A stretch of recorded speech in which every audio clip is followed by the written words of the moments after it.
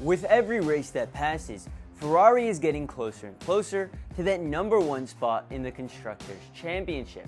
And with only 4 races remaining in the season, it's very clear that every point now holds that much more importance.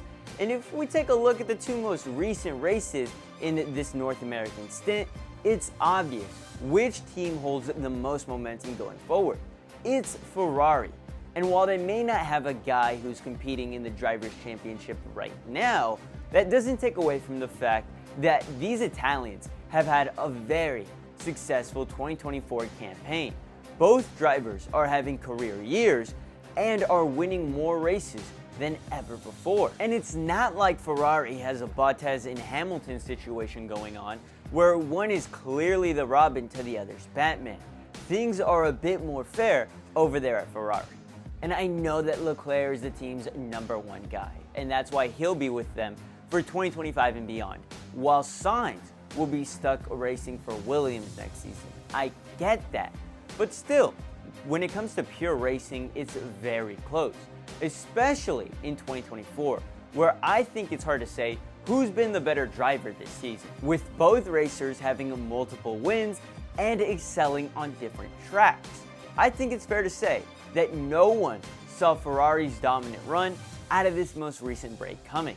It took everyone by surprise. Sure, both Charles and Sainz have been near perfect in their upgraded cars, but it also helps that McLaren and Red Bull can't seem to stop butting heads. More specifically, Lando Norris and Max Verstappen. It feels like with every race, there are multiple instances where these two are just going at it with each other. You see, Verstappen has a big enough lead in the Drivers' Championship where he only needs to be a little worried about Lando Norris, while also having enough of a lead to the point where he is willing to do anything and everything to make sure that Lando Norris doesn't overtake him, even if that means taking them both out of the race. And with these two constantly at each other's throats, it's opened it up for the rest of the field. And I'll talk more about that in a second. But for right now, I just wanted to remind you to like the video and subscribe to the channel. Every subscription goes a long way, and we're on the road to 5,000 subscribers, so please subscribe. Alright, now let's get back into the video. Ferrari could contribute a reasonable amount of their success to Lando and Max's constant bickering. We've seen it time and time again, where both Ferraris are at or near the top of the grid alongside the 2 superstars. And the next thing you know, one or the other Ferrari just so happens to slip into first place. And thankfully, Ferrari has enough pace to keep McLaren and Red Bull at a distance once they've gotten out to a lead. We saw it for Charles in Austin, where Leclerc was able to make the most out of an opportunity given to him. Off of the first turn, Leclerc was able to jump from 4th to 1st place, a position in which he maintained firm control of for the rest of the race, which led to Leclerc earning his 3rd win of this historically long season and 8th of his very promising career. As for Sainz, well, thanks to some spectacular driving and qualifying, he was able to finish in 3rd place in Austin. And after some pretty good strategizing from Ferrari's pit wall, he was able to execute a successful undercut on Max Verstappen, and he wouldn't give 2nd place back for the rest of the race, which led to a clean 1-2 finish for Ferrari, the first since Australia at the beginning of the year. And Ferrari didn't lose any momentum heading into Mexico. While in Mexico, Carlos Sainz had a great weekend. I mean, he finished top 3 in every sprint race that was had. He knew what kind of race he was in for. And while qualifying wasn't as kind to the team early on, both drivers did manage to finish in the top 4 when all was said and done. And I'm sure it helped the team that Sainz was able to show out and take pole, not only over his teammate, but over Verstappen and Lando as well. And then came race day, and I'm sure you all know exactly where this is going.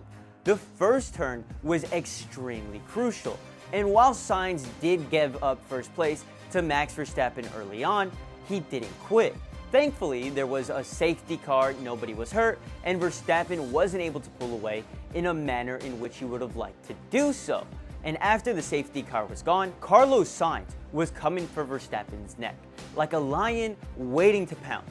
And just like that, he jumps over Max Verstappen and doesn't look back. He was far and away the best driver on the track, and that's probably why he was able to win Driver of the Day in a landslide, along with winning the Mexican Grand Prix.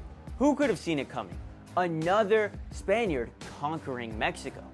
And as for Leclerc, well, he wasn't able to make a miraculous jump from 4th to 1st place again, but what he was able to do was take advantage of Lando Norris and Max Verstappen duking it out. And after they had drove each other off the track for the 3rd time in 10 seconds, Leclerc was able to zoom past the both of them and grab on to 2nd place, a position in which he held for over 50 laps. It really felt like Ferrari was coming for that back-to-back 1-2 finish. But as we know, Lando Norris wouldn't go away easy. And unfortunately for Charles Leclerc, this race was 71 laps, not 50. So by the time the 63rd lap came around, Lando Norris crept up on Leclerc and made his move. And at the end of the day, both Ferrari drivers ended with champagne stains and smiles, because Ferrari had a 1-3 finish this go around. And if we take a look at the points here, Ferrari has racked up an impressive 69 points in the past 2 weekends. Compared to their competition, Ferrari looks leaps and bounds more promising than the rest. After this week, Ferrari currently sits in 2nd place for the constructors and are only behind McLaren by 29 points. With 4 races remaining, this means that the battle for the best team in the world is anyone's game. Of course, Team Ferrari is ready for anything that Sao Paulo throws their way, and there is a chance that Ferrari sits atop the leaderboard when all is said and done this weekend, especially because there is a sprint race in Brazil, so that means there are more potential points for this Italian team. And I haven't even mentioned how bright the future looks for Ferrari. I mean, if Ferrari really is able to go out and win the Constructors' Championship, 2025 is going to be an even better season for the team. Because can you guess who's coming in 2025? Lewis Hamilton. And what better way to greet Lewis Hamilton onto a new team than to give him a good pit lane position, because that is what you earn when winning the Constructors' Championship, along with 14% of the total prize money, which is estimated to be around $140 million. So with the team coming off a Constructors' Championship win, potentially, Ferrari will look strong and have arguably 2 of the top 5 drivers on the track come 2025. So I can't wait to see what happens for next year. But anyway, that's about it for this video. I think I've said all I've wanted to. Let's hope that Ferrari lives up to the hype and doesn't destroy my hopes and dreams. So I'll catch y'all later. Much love. Deuces.